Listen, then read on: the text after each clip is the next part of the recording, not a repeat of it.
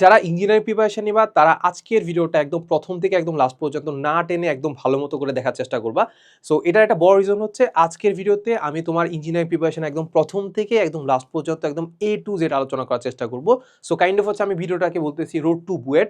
So road to BUET বলার একটাই reason, কারণ আমরা জানি যে আমাদের ইঞ্জিনিয়ারিং অ্যাসপায়ারেন্ট যারা আসো তাদের মেইন টার্গেটই থাকে বুয়েট। সো এই ফ্লোটা অ্যাপ্লাই করলে বা এই ফ্লোটা যদি ফলো করো তাহলে মোটামুটি বুয়েট না হলেও তুমি সিকে রুয়েট বা যে কোনো একটা ইঞ্জিনিয়ারিং ইউনিভার্সিটিতে একটা চান্স তোমার হবেই, ঠিক আছে। সো এখানে আলটিমেটলি আমরা কি আলোচনা করব, এখানে সবার প্রথমে আলোচনা করব যে আমাদের পড়াশোনার ফ্লোটা কেমন হইতে হবে। ফিজিক্সের ক্ষেত্রে, কেমিস্ট্রির ক্ষেত্রে, ম্যাথের ক্ষেত্রে, ইংলিশের ক্ষেত্রে কেমন ডিফারেন্ট স্ট্র্যাটেজি অ্যাপ্লাই করা যায়। এরপরে আমরা যেটা চিন্তা করবো যে আমাদের উইকলি টার্গেট কেমন থাকবে, মানে উইকলিতে আসলে আমাদের কি টার্গেট নিতে হবে বা উইকলি আসলে আমরা কিভাবে পার করব। এরপরে আমরা আলোচনা করবো যে রিভিশন ম্যাটেরিয়ালসটা কি, রিভিশন ম্যাটেরিয়ালস কিভাবে তৈরি করতে হয়। এরপর একদম লাস্টে আলোচনা করবো যে প্রিপারেশন মোটামুটি ডান, এবার আমরা লাস্ট মোমেন্টে আসলে আমরা কিভাবে প্রিপারেশন নিব সেটাও আমরা আলোচনা করার চেষ্টা করবো, ঠিক আছে।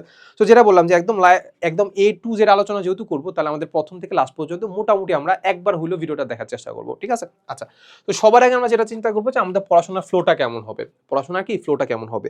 তো সবার আগে আমরা যদি ফিজিক্সের কথা বলি, সবার আগে যদি আমরা ফিজিক্সের কথা বলি, তাহলে আমরা যেটা করবো, আমি অনলাইনে ভর্তি আছি নাকি অফলাইনে ভর্তি আছি সেটা দেখার চেষ্টা করবো। সো নর্মালি আমরা যেটা দেখতে পাই, যারা ইঞ্জিনিয়ারিং প্রিপারেশন নিচ্ছ বা নিবা, তারা হচ্ছে মেইনলি যেটা প্রিপারেশন নেয় সেটা হচ্ছে অফলাইনে প্রিপারেশন নেয়। আমি যতই বলি না কেন, বাট সবাই বেশিরভাগ অফলাইনে প্রিপারেশন নেয়। সো অফলাইনে যখন প্রিপারেশন নিবে, সো বেশিরভাগ ক্ষেত্রে আমরা দেখতে পাই যে স্যাররা আসলে জিনিসগুলোকে একটু সামারাইজ করার চেষ্টা করে। সামারাইজ বলতে আমরা টাইম খুব একটা থাকে না, 2 থেকে 3 ঘন্টার মতোই থাকে। সো একটা চ্যাপ্টার 2 থেকে 3 ঘন্টার মধ্যে পড়া মানেই তো বুঝো যে আসলে খুব একটা টাইম নাই। সো এই কারণে দেখা যাচ্ছে এমন এমন জিনিস পড়ায়, এত দ্রুত পড়ায়, তোমার মাথার উপর দিয়ে যাওয়ারই কথা। প্রথম দিকে হয়তো মাথার উপর দিয়ে যাবে না, বাট পরবর্তী যখন কঠিন চ্যাপ্টারগুলো আসবে সবগুলো মাথার উপর দিয়ে যাবে। সো আমি তোমাকে সাজেস্ট করবো যারা অফলাইনে পড়তেছো তারা আগে থেকেই জিনিসগুলো বা কন্টেন্টগুলো একটু দেখে যাবা। আগে থেকে কি কন্টেন্টগুলো বা হচ্ছে থিওরিগুলো একটু দেখে যাবা। সো আমি সাজেস্ট করবো সবার আগে তোমরা যেটা করবা সেটা হচ্ছে আমাদের মেইন বইটা পড়বা। কি করবা? মেইন বইটা একটু হলেও দেখে যাবা। মেইন বইটা কি একটু হলে দেখে যাবা। এরপরে তুমি চলে যাবা ক্লাসে বা কি অফলাইন ক্লাসে। আর তুমি যদি অনলাইনে পড়ো, আমি যেটা সাজেস্ট করবো এই জিনিসটা সুইচ করবা, সবার আগে ক্লাস করবা। ক্লাস করার পরে তুমি মেইন বই পড়বা, ঠিক আছে। প্রথমে মেইন বই পড়ার দরকার নেই, কারণ তুমি ক্লাস করলেই তুমি অনেক কিছু ধারণা পেয়ে যাবা। সো অফলাইনে যারা পড়বা তারা কি করবা, প্রথমে মেইন বই পড়বা, এরপরে চলে যাবা ক্লাসে। ক্লাস থেকে এসে তুমি যেটা করবা, ক্লাসের মাঝখানে যেসব নোট করছো, আমি নোট করার ক্ষেত্রে মানে একদম স্ট্রিক্ট যে নোট করতেই হবে। তুমি স্যারে যা যা বলতে সবকিছু নোট করে ফেলবা। এই নোটে এই নোটের দেখবা যে বেশিরভাগ জিনিস তোমার বইতে আছে। তো তুমি যদি মনে করো যে না তুমি নোট পড়ে যাবা, বা তুমি যদি মনে করো যে তুমি মেইন বই পড়ে যাবা, সো দুইটা ক্ষেত্রে ডিফারেন্ট জিনিস হইতে পারে। যদি তুমি মনে করো যে তুমি নোট পড়ে যাবা, এখন তোমার নোটে কি কি নাই মেইন বইতে আছে ওইসব জিনিস তুমি নোটে লিখে ফেলবা। আর আমি সাজেস্ট করতে পারি যে তুমি হয়তো বা নোটটা না করে, মানে নোটের মধ্যে না পড়ে আমি মেইন বইটাতে পড়বা। সো মেইন বইতে অনেক অনেক থিওরি থাকে, অনেক ধরনের কনসেপ্ট থাকে, যেগুলো দাগাই ফেলবা, তুমি অবশ্যই দাগাই ফেলবা, যেগুলো আসলে তোমার জন্য ইম্পর্টেন্ট। এরপরে তুমি যে নোট করছো, নোটে যদি এক্সট্রা কিছু থাকে, এক্সট্রা ইনফো থাকে, ওই এক্সট্রা ইনফোটা তুমি চলে যাবা হচ্ছে কোথায়, মেইন বইতে লিখে ফেলবা। কি করবা? মেইন বইতে লিখে ফেলবা বা হাইলাইটার দিয়ে দাগাই ফেলবা, ঠিক আছে। সো ওই মেইন বইতে যখন লিখে ফেলবা, তখন আলটিমেটলি আমাদের বলা যায় যে নোটটা আসলে পুরোটা তোমার পড়ার দরকার পড়বে না। কি করবে না? পুরোটা পড়ার দরকার পড়বে না, তারপরেও নোট দরকার, এটা আমি পরে বলবো না। সো যেটা বললাম যে নোটের পার্টটুকু তোমার মেইন বইতে চলে যাবে, তাহলে তোমার একটা জিনিস পড়লেই হচ্ছে, দুইটা জিনিস পড়া লাগতেছে না, এত এত জিনিস পড়া লাগতেছে না, ঠিক আছে। আচ্ছা, সো মেইন বই পড়ার পরে ওই যেটা বললাম যে বাসায় গিয়ে তুমি আসলে দাগাই ফেলছো, মেইন বই আবার একটু রিভিশন দিবা। মেইন বই কি করবা? আবার একটু রিভিশন দিবা। রিভিশন দেওয়ার পরে তুমি চলে যাবা কনসেপ্ট বুকে। কোথায় চলে যাবা? কনসেপ্ট বুকে। সো আমি ফিজিক্সের ক্ষেত্রে কনসেপ্ট বুকটা একটু সাজেস্ট করার একটাই বড় রিজন, কনসেপ্ট বুক বলতে আমি যে কোনো প্রকাশনীর হইতে পারে, সেটা আসলে মানে যে কোনো প্রকাশনী বা যেখানে আসলে এক্সট্রা ইনফো দেওয়া আছে, এক্সট্রা কনসেপ্ট দেওয়া আছে, সেটা আমাদের মেইন বইও হইতে পারে। সো তুমি যে মেইন বই পড়ছো ওইটাই ইনাফ। বাট তোমার যদি মনে হয় যে না এক্সট্রা থিওরি লাগবে, সো ওইটা তুমি যে কোনো একটা নোট থেকে পড়তে পারো বা যে কোনো একটা ক্লাস থেকে দেখতে পারো। যারা অনলাইনে ক্লাস করে তারা তো ব্যাপারটা বুঝে যে অনলাইন ক্লাসে দেখবা যে মেইন বইয়ের বাইরে অনেক ধরনের থিওরি পড়ায়, অনেক ধরনের ম্যাথ প্রবলেম করায়, অ্যাডভান্স ম্যাথ প্রবলেম করায়। সো ওইখান থেকে মোটামুটি নোট করা জিনিসটা বা হচ্ছে লেকচার নোট থেকে তুমি কনসেপ্ট করতে পারো।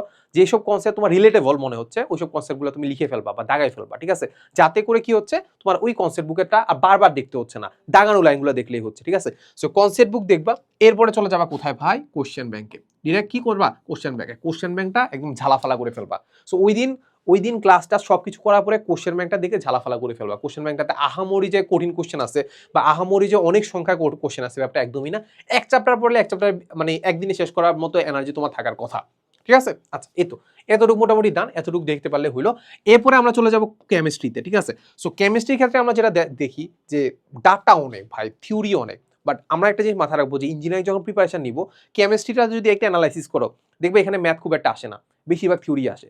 সো অনেকে করে কি ম্যাথ করে যায় কিন্তু থিওরি পড়ে যায় না, মনে করে যে না আমি ইঞ্জিনিয়ার হবো, ইঞ্জিনিয়ারিং প্রিপারেশন নিব, আমার আসলে মুখস্থ করার ক্যাপাবিলিটি তো দরকার নাই, কিন্তু দেখবা কেমিস্ট্রি মুখস্থ জিনিসপাতি বেশি আসে। তো যেটা করবা সেটা হচ্ছে মেইন বই একদম ঝালাফালা করে ফেলবা, ক্লাস তো করবাই, ক্লাসের নোট তো রাখবাই, ক্লাসের নোট প্লাস মেইন বই, এরপরে কোশ্চেন ব্যাংক, আর কিছু লাগবে না ভাই।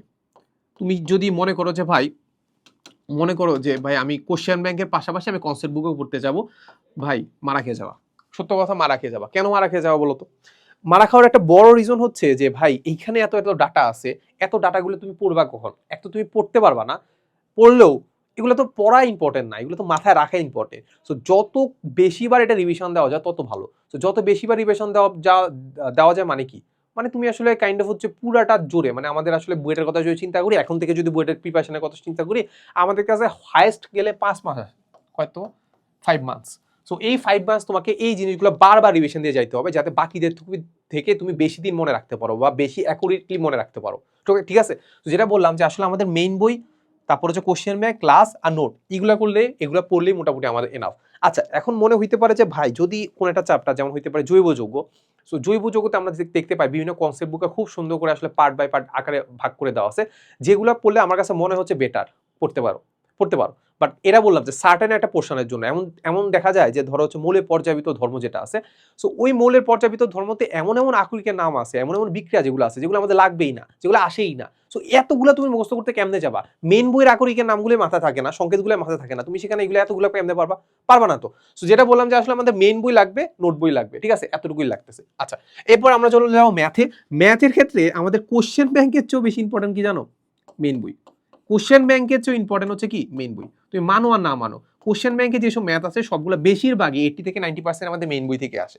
সো মেইন বই বলতে যে কোনো বই, কেতাব বেশি ইম্পর্টেন্ট, কেতাব যদি করো তাহলে তোমার মোর দেন এনাফ। বাট তুমি যদি এসিও ম্যাথ পড়ো বা অন্য কোনো ম্যাথ পড়ো তাহলেও তোমার জন্য এনাফ।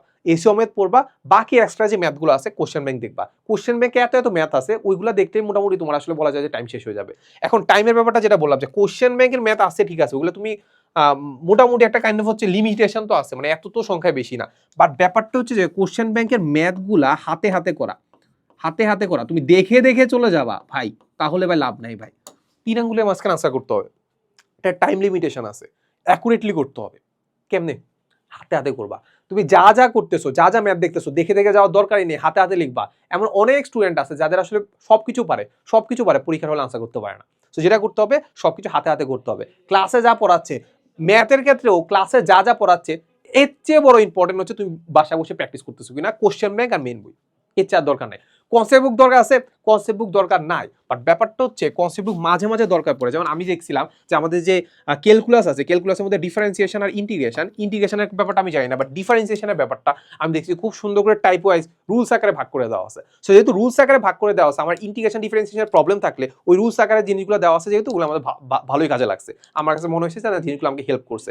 বাট ব্যাপারটা হচ্ছে যে ওইখানে তোমার রুলস এত বেশি থাকবে, অনেক কঠিন কঠিন রুলস থাকবে, ওইসব রুলস তোমার আসলে খুব একটা দরকার পড়তেছে না। যেহেতু দরকার পড়তেছে না, ওইটা দাগানোর দরকার নাই। তুমি এমন কিছু দাগাবা যেগুলো তোমার আসলে কাজে লাগবে, যেগুলো কি তোমার কাজে লাগবে, ঠিক আছে।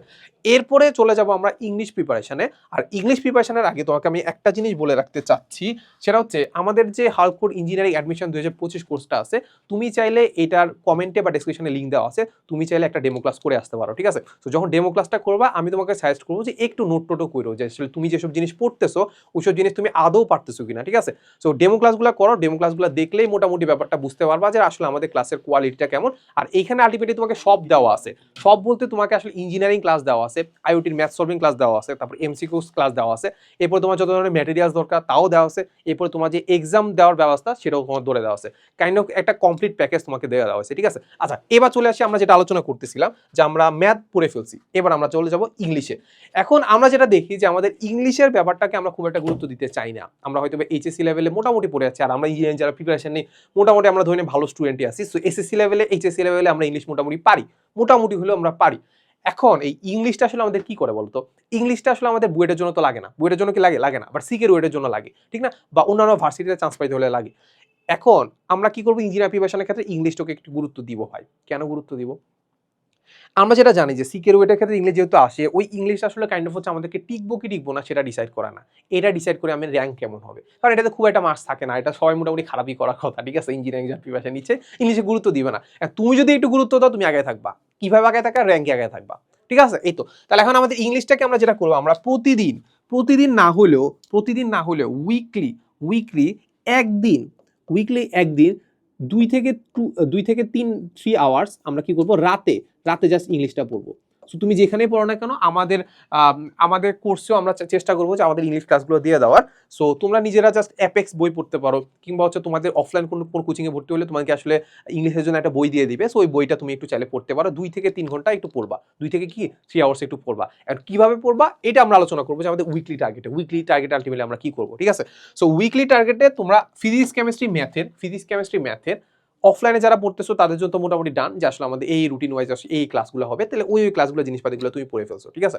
আর যারা অনলাইনে পড়তেছো বা অনলাইনে শুধুমাত্র প্রিপারেশন নিবা, তাদের জন্য নিজেদের উইকলি প্ল্যানটা নিজেরা তৈরি করবা। ঠিক আছে? আর উইকলি প্ল্যানের জন্য আমরা যেটা বলবো যে আমাদের মোটামুটি 5 মাসের মতো সময় আছে, যেখানে আলটিমেটলি আমরা চিন্তা করবো যে 3 মাসের মধ্যে পুরা প্রথম থেকে ফিজিক্স কেমিস্ট্রি ম্যাথ ইংলিশ বাদ দিলাম, ফিজিক্স কেমিস্ট্রি ম্যাথ যেগুলো আছে তিনটা প্রথম থেকে একদম লাস্ট পর্যন্ত এ টু জেড আমরা 3 মাসের মধ্যে একবার রিভিশন দিয়ে ফেলবো। বাকি 2 মাস থাকবে রিভিশন প্লাস প্র্যাকটিস। বাকি 2 মাস থাকবে রিভিশন নিব আর প্র্যাকটিস করব। ঠিক আছে? এখন বাকি 2 মাস যখন রিভিশন প্র্যাকটিস করবো, তার মানে 3 মাসের মধ্যে একটা টাইম আছে। 3 মাসের মধ্যে তুমি এটা নিজে একটা রুটিন তৈরি করে ফেলো, যে এই 3 মাসের মধ্যে পড়া সিলেবাস যদি শেষ করতে হয়, তাহলে আমার উইকলিতে টার্গেট কি থাকতে হবে, কোন সাবজেক্টগুলো কোন চ্যাপ্টার আমার পড়তে হবে। ঠিক আছে? সো উইকলি একটা টার্গেট নাও, উইকলি টার্গেট নিয়ে তোমার ফিজিক্স কেমিস্ট্রি ম্যাথ সবগুলো শেষ করে ফেলছো। এরপরে ফিজিক্স কেমিস্ট্রি ম্যাথ এগুলো সবগুলো শেষ করে ফেলছো। এরপরে যেটা বললাম যে উইকলিতে একদিন তুমি রাখবা, কিংবা প্রতিদিনও রাখতে পারো। আমার কাছে বেটার মনে হয় যে প্রতিদিন একটা করে পড়বা। ধরো হচ্ছে তুমি অ্যাপেক্স নিলা, অ্যাপেক্সের একটা চ্যাপ্টার বা একটা রুলস পড়লা, যেমন রাইট ফর্ম অফ ভার্বসে তুমি একটা রুলস পড়বা, কিংবা 2-3 পেজ পড়বা। তো পরের দিন যখন পড়তে যাবা, প্রথম রুলসটা বা প্রথমে যে পেজটা পড়ছো ওটা আবার পড়বা। আবার পরে কি করবা, পরের পেজে যাবা। এবার থার্ড দিন যখন পড়তে যাবা, প্রথম 2 পেজ আবার পড়বা, এরপর থার্ড পেজে যাবা। সো এইভাবে করতে করতে আমার কাছে মনে হয় না প্রতিদিন একটু করলে খুব একটা সমস্যা হবে। আর আমাদের ইংলিশের মধ্যে সবচেয়ে বড় যে প্রবলেমটা, সেটা হচ্ছে আমরা ভোকাবুলারি, ইংলিশটাই বুঝি না, মানে ওয়ার্ডটাই বুঝি না। যখন ওয়ার্ডটা বোঝা শুরু করবো না, তাহলে ব্যাপারটা আমাদের কাছে খুব সহজ হয়ে যাবে। ঠিক আছে? আচ্ছা, এইটা একটা জিনিস। তাহলে আলটিমেটলি আমরা পড়বো। আর অনেকের যারা টার্গেট থাকে, যেমন আমরা চাই যে আমরা ইঞ্জিনিয়ারিং এর সাথে আমরা ভার্সিটিও ক্র্যাক করবো, কিংবা অনেকে চায় যে ইঞ্জিনিয়ারিং এর সাথে আমি আসলে মেডিকেলও ক্র্যাক করবো। সেই জন্য দেখা যায় যে ইঞ্জিনিয়ারিং এর সাথে ভার্সিটি যে কোনো একটা কোর্স দিয়ে নেয়, ভার্সিটি বায়োলজির একটা কোর্স নেয়, বা হচ্ছে মেডিকেলের একটা কোর্স নেয়। ঠিক আছে? সো এখানে একটা কাজ করা যেতে পারে, যে তোমরা আসলে আমাদের উইকলি একদিন আমরা একটু বায়োলজিও পড়বো। উইকলি একদিন কি বায়োলজিও পড়বো। এই কারণে তোমাদের এই সুবিধার জন্য আমরা যেটা করছি, সেটা হচ্ছে আমাদের ইঞ্জিনিয়ারিং কোর্সে কিন্তু ভার্সিটি বায়োলজি ক্লাসগুলো দিয়ে দিচ্ছি, যাতে তুমি ভার্সিটি বায়োলজি ক্লাস করে বায়োলজিকেও মোটামুটি উইকলি একদিন জাস্ট দেখবা। উইকলি একদিন একটা চ্যাপ্টার করে পড়ো, তাহলে মোটামুটি যা দরকার পড়তেছে মোটামুটি তোমার জন্য এনাফ হয়ে যাচ্ছে। ঠিক আছে? আচ্ছা, সো এর পাশাপাশি আমি যদি চিন্তা করি যে আমি আসলে মেডিকেলের বায়োলজি কোর্সটা কিনছিলাম, আমার যতটুকু মনে পড়ে এক্সাম ব্যাচে ভর্তি হয়েছিলাম। সো বায়োলজি একদিন করে পড়তাম, পড়ে আসলে জাস্ট একটু পরীক্ষা দিতাম, এর বেশি আসলে তেমন কিছু গুরুত্ব দিতাম না। ঠিক আছে? সো মেইন গুরুত্ব আমরা ফিজিক্স কেমিস্ট্রি ম্যাথে, ইংলিশে একটু গুরুত্ব দিব, আর হচ্ছে আমাদের বায়োলজি একটু দেখবো, তাহলে আমাদের জন্য মোর দেন এনাফ। এখন আমরা যেটা চলে যাবো একদম রিভিশন ম্যাটেরিয়ালসটা কি সেটা আমরা একটু বোঝার চেষ্টা করি। খুব সিম্পলি আমরা মানে চিন্তা করলে এইচএসসি তে পরীক্ষাতে আমরা কি করছি বলতো? এইচএসসি পরীক্ষার ক্ষেত্রে আমরা সব কিছু আলাদা করে পড়ছি। ফিজিক্স ফার্স্ট পেপারের জন্য একদিন পড়ছি, সেকেন্ড পেপারের জন্য একদিন পড়ছি, কেমিস্ট্রির জন্য কেমিস্ট্রি ফার্স্ট পেপারের জন্য একদিন পড়ছি। আর এখন আমাদের কি করতে হবে? সবগুলা পত্র প্লাস হচ্ছে সবগুলা সাবজেক্ট একদিনে মাথায় রাখতে হবে। একদিনে তুমি কিভাবে প্রিপারেশন নিবে বলতো? আমাদের যে নোটের কথা যে বললাম, নোট যে করলাম, নোটটা এত বিশাল বড় হবে। এখন এই বিশাল বড় নোট কি তুমি পরীক্ষার আগে দিয়ে পড়ে যাইতে পারবা? পরীক্ষার আগে তো আরো জিনিসপাতি থাকবে, পরীক্ষার আগে আরো জিনিসপাতি থাকবে না, বইও পড়তে হবে, নোটও পড়তে হবে, কোশ্চেন ব্যাংকও দেখতে হবে। এত কিছু কি না?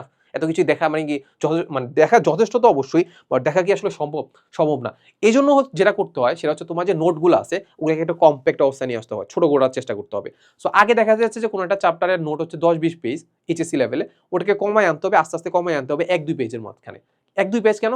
তোমার মেইন বই যে দাগানো জিনিসগুলো আছে ওগুলো পড়ার পরে জাস্ট কি করবা, নোটে দেখবা যে এক্সট্রা কি আছে, এক্সট্রা যে এমগুলো আছে ওগুলো পড়লে মোটামুটি হচ্ছে। ঠিক আছে? সো এই ক্ষেত্রে আলটিমেটলি আমরা যেটা চিন্তা করতে পারি যে ফিজিক্সের ক্ষেত্রে আমরা জাস্ট কি করবো, চ্যাপ্টারের নাম লিখবো, এরপর যে সূত্রগুলো লিখবো, আর কিছু লিখবো না।